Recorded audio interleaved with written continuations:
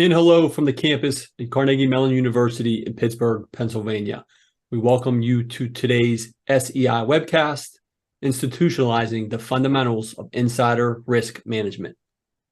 My name is Shane McGraw, Outreach Team Lead here at the Software Engineering Institute, and I'd like to thank you for attending. We want our webcast today to be as interactive as possible, so we will address questions throughout today's conversation.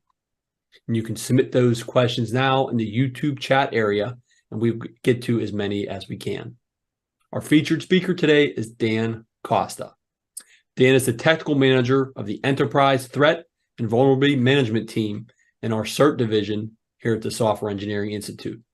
He leads research and engineering efforts of the Insider Risk and Applied Network Defense teams, which conduct empirical research and develop solutions that enable organizations to effectively manage insider risks and advance the state of practice in technical cybersecurity assessments. Dan, thanks for joining me today. Shane, good to be with you. Really looking forward to the conversation. Me as well. So first question to level set, it's in the title. So can you start off with an understanding of what we mean by institutionalization and why this concept is important for insider threat and insider risk management programs? I certainly can. When we think about the concept of institutionalization, at its core, we're talking about something that has worked its way into becoming a cultural norm for an organization. You'll often hear the term, it's the way that things are done around here, used to describe processes, practices within organizations that are institutionalized. This is a concept that is very familiar to the SEI, something that we've been researching for years. First, with kind of the role that institutionalization of process and practice play in software engineering and software development life cycles. Then in more recent years, we kind of took the best pieces and parts of this concept of process institutionalization, brought that over into the cybersecurity domain, through the development of our CERT resilience management model, which kind of built on the levels of process institutionalization we look for within organizations that were kind of displaying this emergent property of being operationally resilient, so able to continue operating in the face of operational stress and disruption.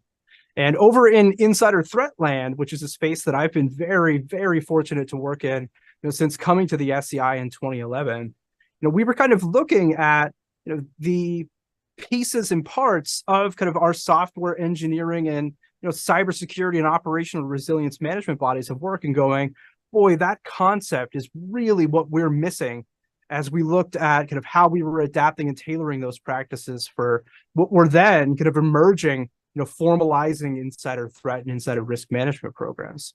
And one of the reasons why we were so struck by kind of the need to bring this concept of process institutionalization more formally into kind of our insider threat and insider risk management research was the fact that what we observed as, a decade ago, insider threat programs were kind of just standing up here stateside in response to things like Executive Order 13587, was that some of the defining features and characteristics of organizations who were kind of doing well managing insider risk and mitigating insider threats and kind of pulling together these formal programs were things that weren't necessarily replicable or sustainable for other organizations. In the early days, due to the enterprise-wide participation and coordination that's needed to effectively manage insider risks, what we were seeing were these really kind of force of personality-driven success stories playing out both in the public and private sectors. One super charismatic, super motivated, super well-connected person was kind of the root cause of how we were getting these traditionally stovepiped parts of organizations to come together, share information, share expertise, share responsibility, and share capabilities in managing insider threats.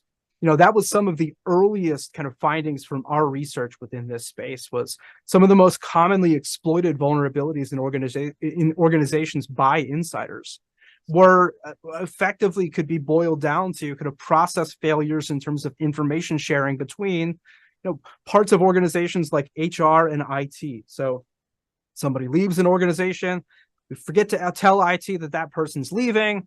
They use the fact that their access wasn't necessarily terminated in a timely manner to misuse that access and take some company confidential information either with them out the door as they're leaving, or reach back into the organization after they've already left to take something that is important to them to take with them to their next job, and certainly something that organizations want to see kind of walk out the door. So we looked at kind of how do we help these organizations push past these kind of early compliance-driven, personality-based successes into something that's more sustainable. Because what we saw happening was in these high-performing insider threat programs, that one person that was kind of keeping it all together, getting the right people to the table, exerting their kind of organizational influence over, making someone's fifth responsibility in some stakeholder part of the organization happen. As soon as that person walked out the door, we saw those things start to fall apart. Not as much kind of organization-wide participation, loss of resources within these programs, and just a general sense of kind of lack of trust, which is such a really important part of kind of a well-oiled insider risk management program. So, we recognize from a research needs perspective, an opportunity to look at other parts of kind of the SEI portfolio and try to find those things that we've identified as being foundational to keeping, processes and practices kind of sticking within organizations, regardless of who's in those roles. Yeah, great. First of all, I wanted to thank everybody for chiming in on the chat. We got 4 folks joining us from Montreal, Arlington, Maine, Canada, Iraq. So we got a worldwide audience here. We thank you for your for joining us today, spending some time with us, and just a reminder for folks to send in questions or comments if you have them, and we'll get them to Dan. Dan, one thing I wanted to, before we move on, you mentioned insider risk, insider threat. What's the difference that we're speaking to there? Yeah, it's a great question. Sometimes you'll see folks using these terms kind of interchangeably. From our perspective, there's a real key kind of foundational difference. And, part of it, really ties in nicely to this theme of process institutionalization. You can mitigate insider threats by, thinking about kind of the ways by which a threat actor, a malicious or an unintentional insider, can misuse their authorized access to cause harm to your organization's critical assets, right? And certainly we've spent many years helping organizations kind of reason about these threats kind of at that level. The key differentiator when we start talking about this from an insider risk management perspective is adding additional factors into that analysis. And when we think about insider risk, now we're reasoning about kind of the likelihood that's associated with somebody misusing that access to authorized assets to cause harm, and its associated impact, right? So think of kind of insider risk analysis and insider risk management as kind of layering on top of kind of traditional threat analysis, these concepts of likelihood and probability estimation. And what we found is that likelihood and probability estimation is really important for insider threat programs in particular, because this is a risk that we can't manage to zero. By the nature of you employing somebody and giving them access to your IT systems or your physical facilities so that they can do their jobs, you're introducing a non-0% chance that that person can either with malicious intent or by accident, misuse that access to cause harm. So, we've seen over the years, the need to start reasoning about kind of insider threats from a probabilistic perspective, be a real driver towards, the migration and maturation of kind of thinking about this from just the insider threat analysis and insider threat kind of prevention, detection, and response perspective, but bringing that up a level and helping organizations reason about insider risks at the enterprise level. And to do that in a way that is consistent with the way that we reason about other cyber risks and just other kind of non-cyber risks to the organization at the enterprise level. This is such a pervasive and enduring challenge that organizations have to manage. We were doing ourselves kind of no favors, down in the weeds, not being able to describe or reason about this stuff at the enterprise level consistently with the way that we reason about all sorts of other risks that enterprises face. So that's kind of the distinction between the two terms that we've been working with and we've developed over the course of the last several years. You're seeing this kind of, the good news is this isn't just us. You're seeing lots of organizations kind of align with and start to adopt kind of the kind of higher level, reasoning about kind of insider threats from an enterprise risk management perspective. And it also is kind of a declaration of intent and a declaration of capabilities for insider threat programs kind of from a branding perspective to say, hey, no, seriously, we're reasoning about these kind of at an enterprise risk management level, right? So you'll see some organizations think about this as just, a little bit of a softer branding. But from what we've seen and what we teach in our insider threat program management courses is, this is a declaration of intent for kind of changing the types of decisions that we're supporting with the data that we collect and with the stakeholders that we engage with internal to the organization that is kind of making the investment and formalizing an insider risk management capability. That's a great answer, Dan. Thank you for to passing that along. So based on your research, what are the most important components in an insider risk management program to institutionalize, and why? Can you deep dive into that for us? Yeah, absolutely. So, this is kind of the $1 million question, right? Which is, okay, I'm, sold on the basic concept of kind of institutionalization of these processes and practices as being kind of, fundamental to a mature and effective insider risk management capability. Well, is where do I start, or kind of what do I need to put my kind of eggs in where do I need to put my eggs in which basket? When we're talking about limited time, limited resources, limited budgets, right? And the good news is, we've got a foundational body of knowledge that can help, provide kind of the guideposts here in terms of kind of where we help organizations start. That being our common sense guide to mitigating insider threats. It's a collection of best practices that is really kind of the distillation of 2 decades worth of research in this space, down to kind of the 22 things that organizations should be kind of most keenly focused on from an insider threat and insider risk management perspective. When we think about kind of where institutionalization kind of fits within those 22 best practices, I think the most shining example is that first best practice.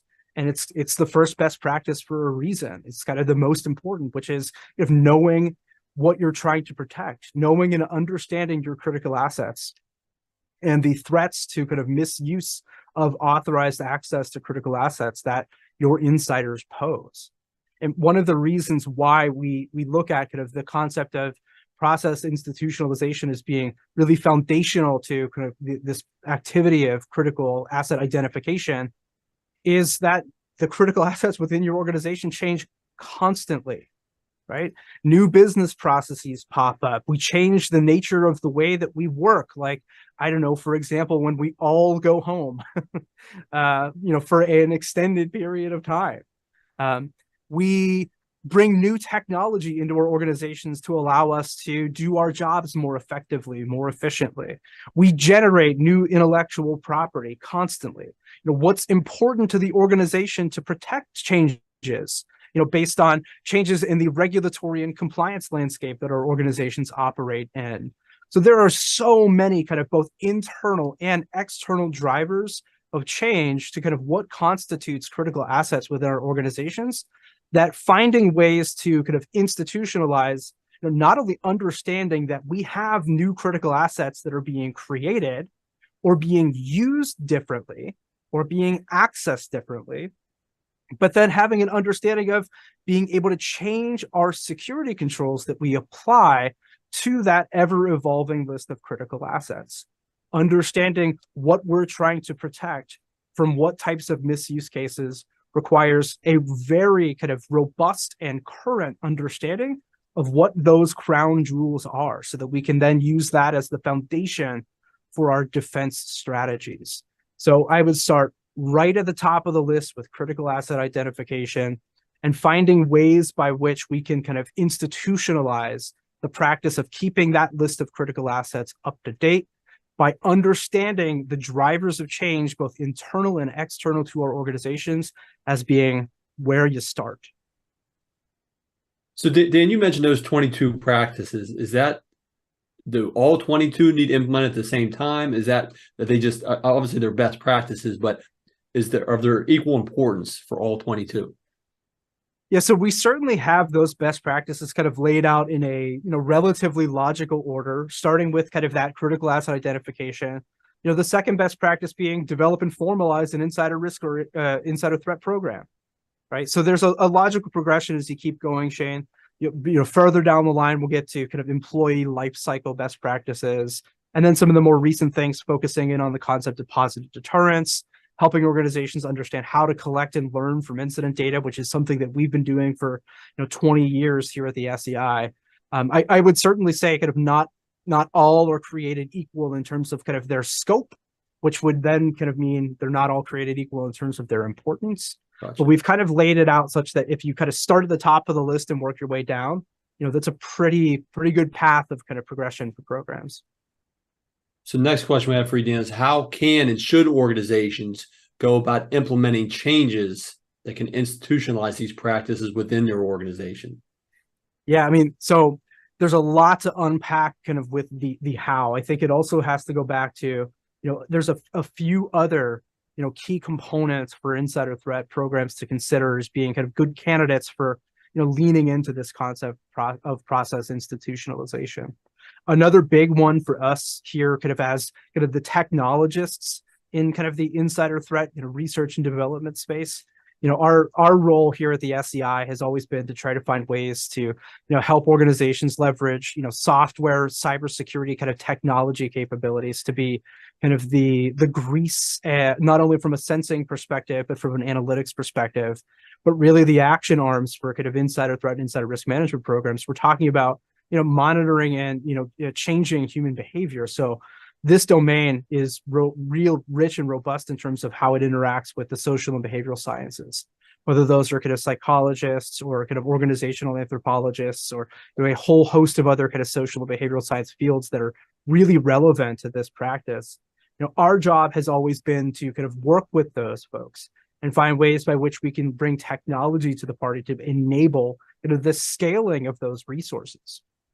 If the social and behavioral sciences are telling us these are the behaviors to look out for, our job is, what sensing do we have within networks and systems? What tools can we bring to the party that can assist in making those measurements at scale? So tooling is another really important place where this concept of process institutionalization can play an important role. What we've seen, post executive order, which kind of following the National Insider Threat Policy and minimum standards, particularly within the federal government space, there was this hard requirement for implementing user activity monitoring on classified networks and systems, right? So a lot of kind of the early program dollars were going to kind of rolling out this new tool and this new capability.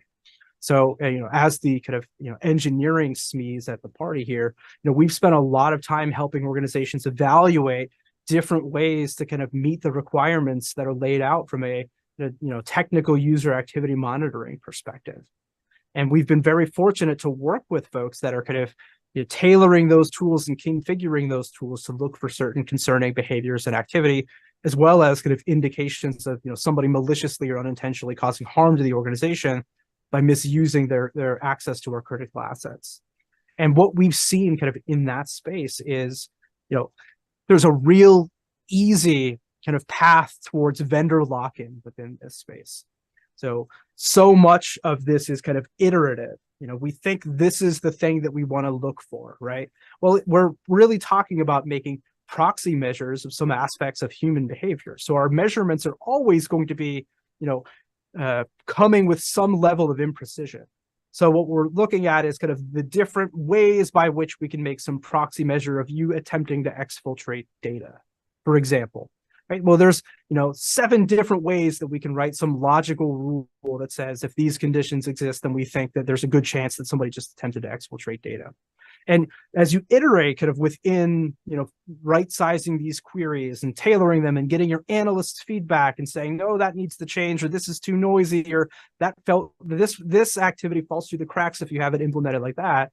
What we saw is that a lot of that institutional knowledge that was being kind of gained by analysts as we were operating these programs, the only place that institutional knowledge was being captured was in how we had the tools configured. So in the absence of a knowledge base or a technology kind of agnostic way to describe not only what we were interested in looking for from a technical detection perspective, but how exactly we were looking for it.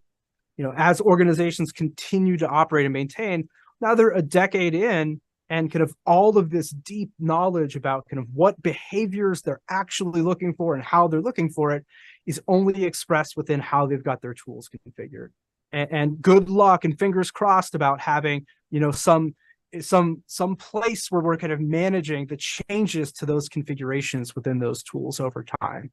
So then it comes time, smash cut to 2023, the solution space is continuing to rapidly change and evolve here. And, we're in a position now where we can be evaluating multiple different tools or even multiple combinations of tools that might satisfy our technical requirements. The problem is we've got those technical requirements only specified in how we have the current tool configured.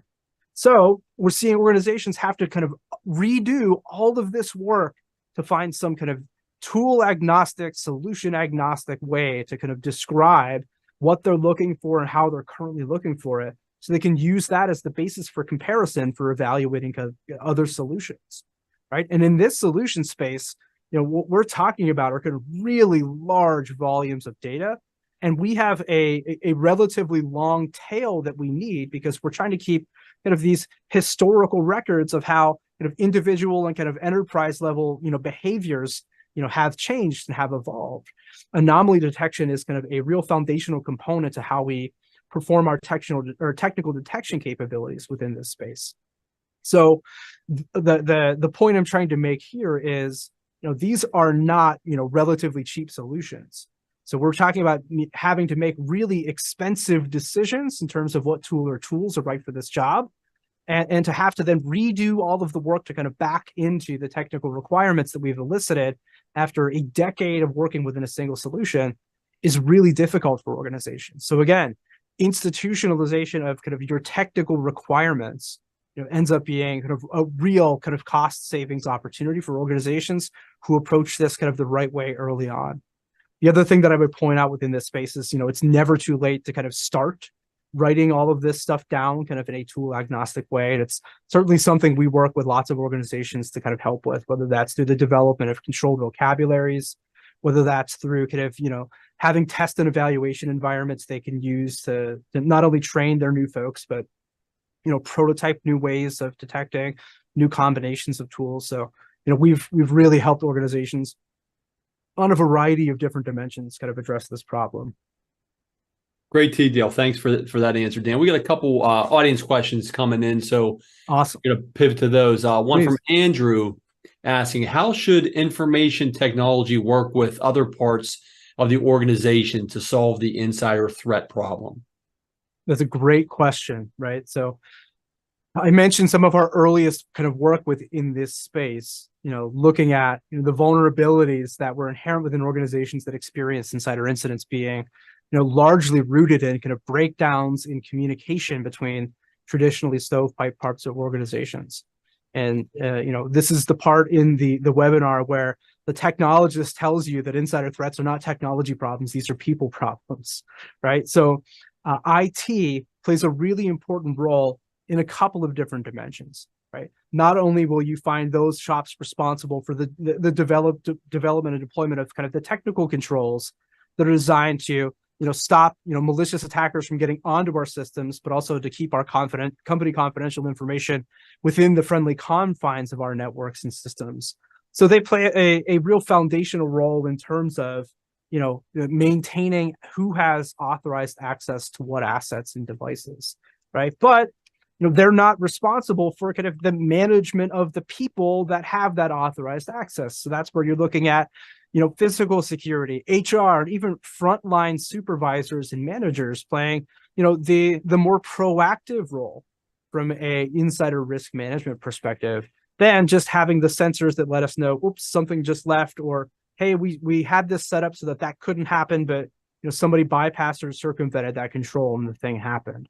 So when IT kind of interacts with these different lines of business from an insider risk management perspective, it's really about helping them understand how to configure and right size these controls that they're deploying to limit who has authorized access to what, right? They play a kind of action arm role in helping our organizations enforce principles like least privilege and separation of duties. But really, they should be relying on the HR partners, the people managers, the owners of the critical business processes that these assets kind of are derived from, to gain a real robust understanding of who needs what levels of access, and making sure that that's happening on a routine basis, whether that's something that we're doing quarterly or annually, but in between, also having an understanding of kind of what those external drivers were that we talked about a little bit earlier that can materially impact kind of how we're right-sizing permissions, who we're granting access to. So it's got to be this combination of like some regularly scheduled activity with an understanding that there are these other material events that can happen that can trigger kind of a need to do that, in between, our annual, let's go make sure that this person still needs access to this thing activity. So that's just one example of kind of the ways by which, IT is and should be kind of engaging different parts of the organization. We focus largely there on kind of this concept of identity and access management, being able to right size our security controls down to, a very granular level. So Muratu had a question comment somewhere where I wanted to take the conversation as well. And his question was, most of the insider risk might be coming from the AI copilot based on coding suggestions. What are your comments to there, Dan? And so I wanted to touch on AI and machine learning. Are they helping or hurting the problem? It's a great question. Yeah. So, our work has largely been focused on, the individual within an organization who has authorized access to an organization's critical assets. Well, in 2023, what we're seeing is with the rise and increase of kind of autonomy being used across organizations, we have more and more kind of autonomous systems and autonomous agents that now have relatively high levels of authorized access to our organization's critical assets that are starting to pose a similar risk by way of either maliciously or unintentionally misusing that access. So we're on the research side of the house here. We're looking at how can we take this body of knowledge that we've built in terms of the ways by which people misuse their authorized access, and how do we then apply that to autonomous systems that are, in many cases, driven by artificial intelligence. So, real high up on our kind of research agenda here is trying to find ways to take these models that we've developed that demonstrate kind of insider incident progression, working backwards from the harmful act to kind of the personal predispositions, stressors, and concerning behaviors and activity that kind of precede these harmful acts, trying to identify kind of the variants of those things that are applicable for autonomous systems. So, we're just getting started there, but this concept of now understanding that, we're not just able to kind of reason about insider risks at the human level, we have to start with kind of these human machine teams, right? And being able to then start with a foundational baseline. So, how were things going before the machine took over, before the machine started assisting folks? So instrumenting these processes that give us kind of this baseline measure, across a variety of different, security guarantees or kind of security goals and requirements, I think is where we have to start, right? So ironically enough, one of the places where kind of our research is being jump-started in this space is looking at kind of insider risk analysts that are now becoming parts of human machine teams, because I talked about, how much data insider threat programs are generating, collecting, and analyzing. It made kind of insider threat, analysis a rife space for kind of early exploration of how artificial intelligence and machine learning algorithms can help us wade through that data to establish kind of deviations from of what's normal or expected within organizations. So we've been working with insider threat analysts and insider threat program teams who are kind of early adopters of artificial intelligence into this workflow to help them try to establish kind of where the boundaries are within that human machine team for insider threat analysis. I think we can all agree we probably don't want autonomous systems at this point making determinations without human intervention about somebody's continued eligibility to hold a position of national trust. We can probably be more comfortable with, disabling a Porter protocol and then having, a human kind of get back in there if somebody files a nastygram that says, hey, why'd you turn off that port? I can't, or this service on my computer isn't working anymore. So somewhere in between those two activities is this threshold of kind of where we do and don't want the human in the loop. And what we're working with a whole host of insider threat program practitioners on currently is trying to find ways to kind of not only bring a scale to the party that can help us kind of help organizations kind of dial this in, but then also conducting empirical research to show, in the human machine teams where, this was kind of the differentiation between human and machine, this is how effective those setups were. Or these are kind of the pitfalls that came with kind of, over relying on the AI to kind of act autonomously without a human in the loop. So if we get back to institutionalization, Dan, how can an organization measure levels of institutionalization of their insider risk management practices? How's measurement taking place? Yeah, great question. So again, this is where we've kind of looked back to how we measure different levels of process institutionalization in the software engineering and kind of resilience management bodies of work. And what we were fortunate to be able to do was, over years of research within this space, we started with these kind of capability level assessments that showed organizations kind of their security posture as it pertained to the ability to prevent, detect, and respond to the most commonly exploited vulnerabilities in the thousands of incidents that we've been able to collect and analyze over 20 years of research in that space. Past that, kind of these are the capabilities that are most commonly associated with prevention, detection, response to these vulnerabilities. We were able to develop reference models that showed folks kind of what a well-functioning, high-performing insider threat program looked like. And just a couple of years ago, we partnered with the CISA Infrastructure Security Division to kind of really take, for the first time, a look at grafting on kind of those maturity indicator level scales that came to us from CMMI and the resilience management model kind of onto an instrument like our insider threat program evaluation. And that resource that we developed is called the Insider Risk Management Program Evaluation. And it's now currently available as a self-assessment instrument that you can go find on CISA Infrastructure Security Division's website. So this is a facilitated self-assessment, the first time that we've taken kind of a real maturity model look at helping organizations identify the capabilities and practices within their organizations that'll make things like critical asset identification, technical tool management, measures of effectiveness, make those things stick within our organizations and not rely on kind of force of personality to get it done. So, insider threat vulnerability assessment and program evaluation is kind of where we started in that space. We really got serious about process institutionalization over the last, handful of years, and now have, under sponsorship and partnership with CISA's ISD, an IRMPE instrument that, lots of organizations are now using to quickly gain a sense of kind of their levels of process institutionalization. Okay, thank you for that, Dan. A couple more audience questions coming in. Bob asked a question. I think it's in regards to this common sense guide. What is the methodology you use to come up with the 22 best practices? Yeah, great question.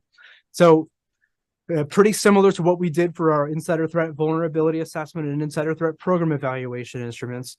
We relied on work that we've done in this space for 2 decades, collecting and analyzing thousands of insider incidents to gain an understanding of kind of how these different incidents tended to evolve over time, what vulnerabilities existed within organizations that would enable insiders to carry out their attacks, and then worked with organizations to develop these kind of recommendations on strategies for prevention, detection, and response of those associated vulnerabilities.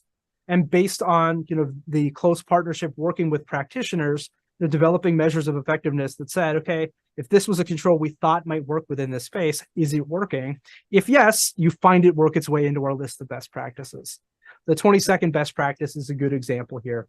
It's the most recent edition in the 7th edition of the guide. And it's about, using your kind of incident data as a foundation for kind of bootstrapping incremental changes to your program. Well, how did we get there? Well, we took 20 years of collecting and analyzing incident data and said, we think other insider threat programs should be doing this to kind of make their technical controls better, as a way to institutionalize kind of their technical requirements to avoid vendor lock-in. We started doing that with programs. We saw them benefit in terms of reduced false positive rates for their technical detection capabilities. We saw kind of a decrease in the amount of time it takes to deploy and evaluate new controls come as a result of that. And we said, okay, great, this is working. Let's start getting the good news out about kind of the effectiveness of this practice. So that's typically kind of that research to outreach and transition kind of back into research kind of pipeline that we've seen played out for how we go from something we're seeing in our research and something we're seeing in the incident data, and how it eventually works its way into something like our best practices guide. Luke, with an interesting question as well, what are some ways to get past the kind of built-in resistance against something called an insider threat program? Do you see that a lot? Sure, certainly. Yeah. So we've had over the years the great pleasure of being able to kind of be along for the ride with lots of organizations kind of building out their insider threat and insider risk management programs. And in fact, a few years ago, we wrote a paper led by one of our researchers, Andy Moore, on kind of understanding and avoiding the potential pitfalls when it comes to kind of building out these enterprise-wide insider threat and insider risk management programs. And one of the things that we cover, really deeply within that work are kind of the kind of internal consequences associated with kind of a miscommunication of not only what an insider threat and insider risk management program is trying to do, but how they go about doing it, right? So, we've seen lots of organizations push back on this, right? Monitoring the activity of our users, isn't that an invasion of our privacy? And why do you need to verify the trust that the relationship that you've established with us when you brought us into the organization?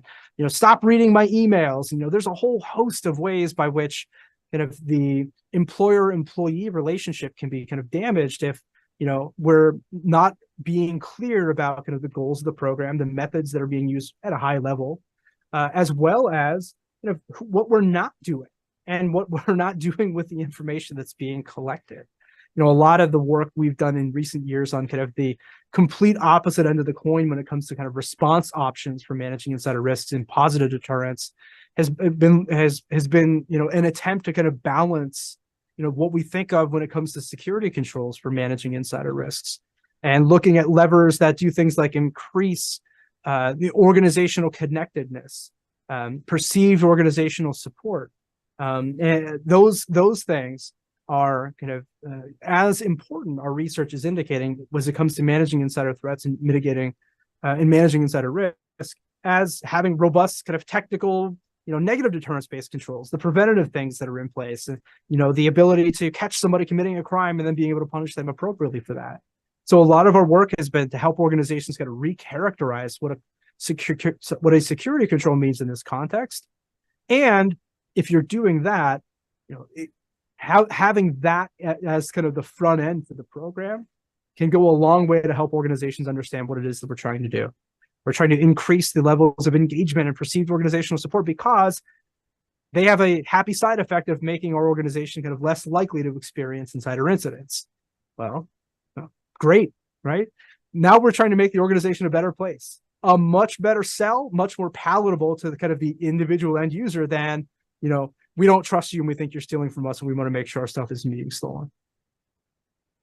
You've mentioned a number of key resources so far, Dan, from the SEI, from CISA.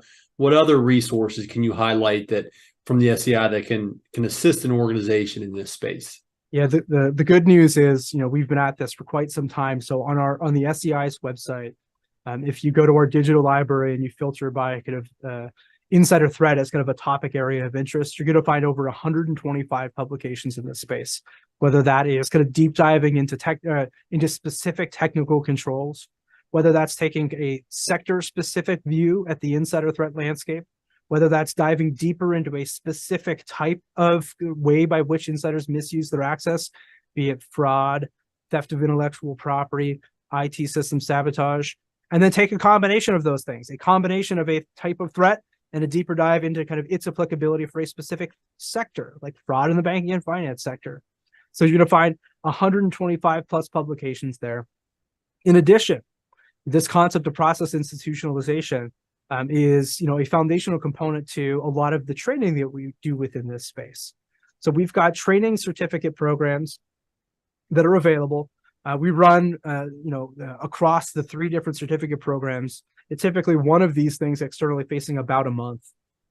Those are our Insider Threat Program Manager certificate, which is really designed to kind of build expertise and help professionalize this workforce to start building insider threat and insider risk management programs from the ground up within organizations, taking stock of what's already in place, helping them understand the key relationships that need to be established across their organizations, finding ways to measure the effectiveness of what it is that they're doing, and helping them understand, how to build on the foundation of what's there.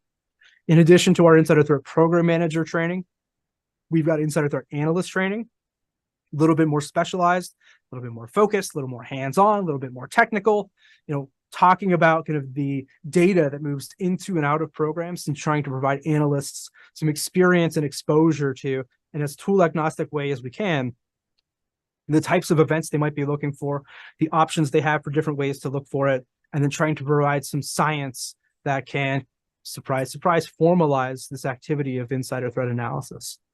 Past that, we've got programs that help organizations put into practice our Insider Threat Program Evaluator and Insider Threat Vulnerability Assessment methodologies as well. So again, finding ways by which we can help organizations measure their current security posture against reference models that we've developed after decades of work in this space. So those training programs really go a long way to help professionalize the fledgling insider threat and insider risk management workforce, and are really good outlets for specific combinations of the research that we've done in this space tailored to various kind of insider threat program stakeholders and practitioners. So to tie into that, Dan, I'm sure a number of our audience members know that September is Insider Threat Awareness Month. It is. So what can we expect from the SEI to support that month? I know you guys do an annual workshop every year. I think the first workshop to support that month. So can you fill us in on some of that? Yeah, absolutely. So September is becoming a busy season from an outreach and transition perspective for the insider risk research here at the SEI. Shane, as you mentioned, this year we'll be hosting our annual Insider Risk Management Symposium. We're celebrating our 10th anniversary of that event. Started here in Pittsburgh, a decade ago, with about 60 folks, just kind of getting started within this space, and really looking forward to an opportunity to reflect on kind of what this community has kind of evolved to, grown into, and learned from, after a decade of holding these types of events. So that's going to be September 14th in the Enreca building in Arlington, Virginia, open to insider threat program practitioners across the government and the private sector as well.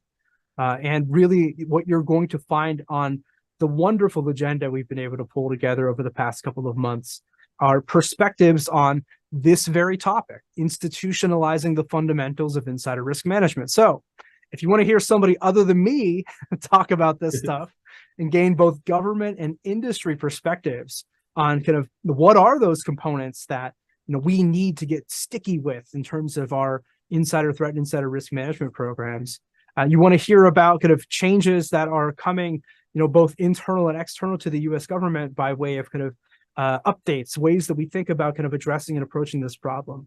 You want to hear about advancements in kind of the ongoing professionalization of this workforce. That's certainly a place to go, and certainly hope to see as many of you who are either local to the DMV or can get to Arlington in relatively short notice on the 14th.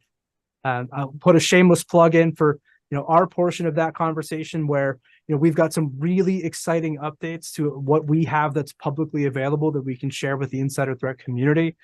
Those are changes to some of our training materials and the courses that we'll be offering in the year 2024, as well as getting on stage and touting some new releases from our team. So very much looking forward to the opportunity to kind of amplify the work of the great team that we have here, leading and advancing within this space, and very much looking forward to getting some robust perspectives on these key concepts from luminaries in both the public and private sector. Thanks for that info, Dan. A link has been added to the chat for everybody interested in attending that workshop, so check that out. Back to an audience question, a question from Matt, Dan, asking, how can EDR data be best integrated with insider threat detection tools? Yeah, it's a great question. So when we think about what we've done historically on the technical detection side of the house with insider threat and insider risk management programs, a lot of it has been kind of endpoint focused, right? So user activity monitoring, there are several different ways to kind of satisfy those requirements. One of the most common strategies was to kind of deploy agents onto endpoints that can give us real granular kind of insights and access into what's happening kind of at the workstation level, vice having to grab it off kind of the network and then reason about and make some sense about tying that network activity down to this concept of kind of an entity or a user.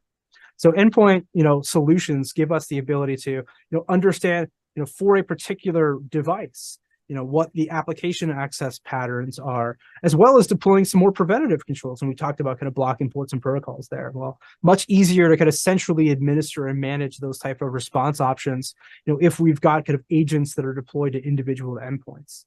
So, with the ever evolving kind of tool landscape, kind of from a cybersecurity perspective, you're seeing kind of the rise of endpoint detection and response capabilities. This is something that is relatively well-trodden kind of territory and terrain for insider threat and insider risk management programs. And Matt's right. It's another data point that can kind of augment what we're getting out of traditional audit logs, what we're getting out of our security information event management systems, the tools of the trade you typically would associate with a security operations center, but also here's the insider threat magic. Augmenting that with HR data, augmenting that with physical security data, augmenting that with kind of telemetry from managers and supervisors about kind of employee, behaviors, performance, those types of things. So there's it provides us what is a lot harder to get to via traditional means, granular level of kind of how an individual is interacting with their dedicated endpoints, whether they be desktops or laptops, or even in many cases, mobile devices certainly count when we're, thinking about securing our enterprise from an endpoint perspective. So a very important piece to the puzzle. I would harken back to the conversation about kind of where IT fits kind of within this overarching insider risk management activity as kind of a reminder of kind of the overlay here and kind of where we see the traditional kind of action arms from a response perspective being rife for proactive mitigation opportunities, which are things that we don't have and are completely not applicable when we're talking about kind of external attackers, right? There is no opportunity to identify the concerning behaviors and activity that a external attacker is presenting so that we can get them, counseling or training or, address a coworker conflict, because that's not how that works when we're dealing with kind of nation state, threat actors and APTs from the outside. But those are all viable and very valuable response options when we're kind of considering the threat actors that are our trusted workforce. So Marco asks, what are some ways that the insider risk programs can be dynamic to adjust to advancements in technologies and business needs? Yeah, good question.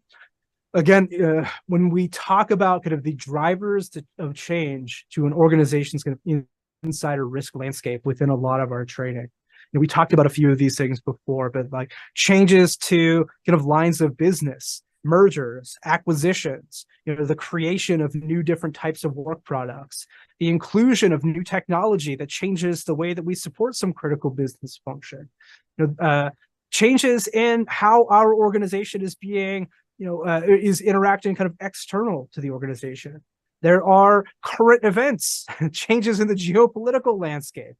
All of these things have real tangible and measurable impacts on what our current insider threat and insider risk management landscape looks like.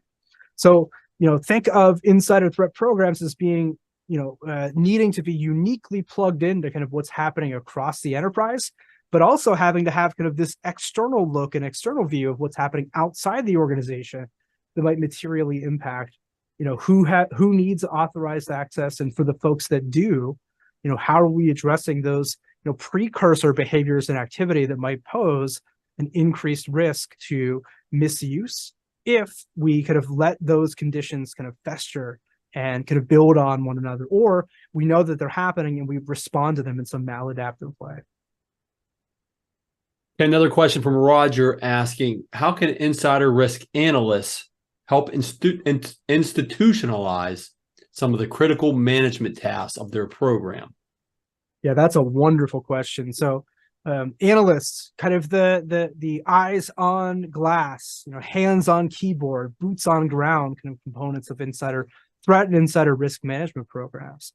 As analysts kind of go about their work, dealing with alerts that come in from tools like user activity monitoring or even kind of endpoint detection response capabilities, it's coming up with a disposition to those alerts that is kind of at the heart of what an analyst does. So keeping track of not only what you did in response to an alert, but why you did it, and the additional contextual information you needed to gather to figure out kind of what the right disposition for a particular alert was. That is at the foundation of institutionalizing an organization's kind of technical requirements. That's how we gain an understanding of what is and what isn't working with not only the current, telemetry we have, but our analytic capabilities.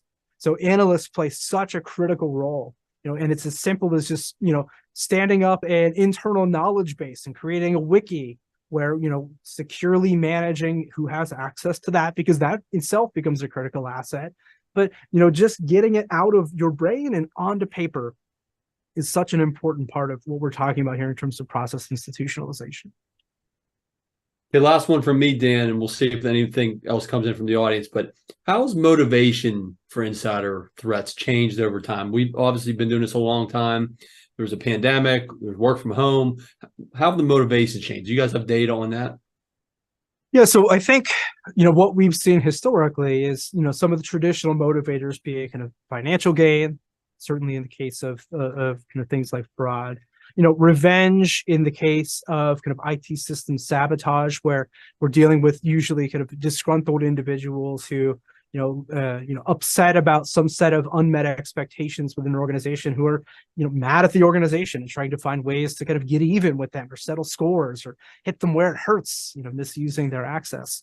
In recent years, we've seen kind of an increase in kind of the more ideological motivations for kind of carrying out, insider threats. And they've always kind of been there. Certainly back to some of the earliest models that we've had this idea of kind of like the freedom of availability, or the freedom of information, or the availability of protected information. We're seeing an uptick in that kind of in recent years in that, changes in what the workforce feels with regards to, who has authorized access to what, determinations being made and saying, what, don't necessarily agree. I think everybody deserves the right to know that this condition exists, or, the contents of this particular piece of, protected or sensitive information. So, I think I would point to, that a measured uptick in kind of that sentiment as being something that, we're sensitive to, in the data that we've been analyzing over the past several years. And there's, some high profile incidents that would kind of go to suggest that you'll see these things kind of play out in the news. And root cause of these things being just, I thought this was something that the public needed to know. Well, that's a state secret, and it was protected for, these reasons, right? But, what that does then is kind of materially changes, the calculus that we're putting into, looking for kind of elevated levels of risk around this, right? So an area of ongoing research for us is, how we right-size our detections to, rebalance the calculus that we use when we see changes in the frequency of motivators in a space like this. Dan, great discussion today. I appreciate you sharing your expertise and spending some time with me. Any last thoughts before I wrap it up?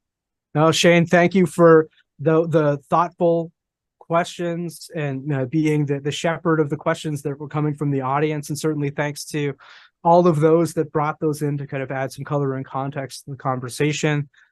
Just thanks again for the opportunity, and hope to see as many of you as we can in Arlington on the 14th for our symposium. Yeah, as Dan mentioned, we'd like to thank everyone for attending today. Upon exiting, please hit the like button below, and share the video archive if you found value. Also, you can subscribe to the SEI's YouTube channel by clicking on the SEI seal in the lower corner of the video window. Our next webcast will be September 6th. Our topic will be leveraging software bill of materials practices for risk reduction. Registration information is available on our website now and will be emailed out as well. As Dan mentioned, an email will come out fall the event talking more about the workshop in September that we would like to that we're going to host in Arlington and would like everyone to attend. Any questions from today's event, please send to info@sei.cmu.edu. Thanks, everyone. Have a great day.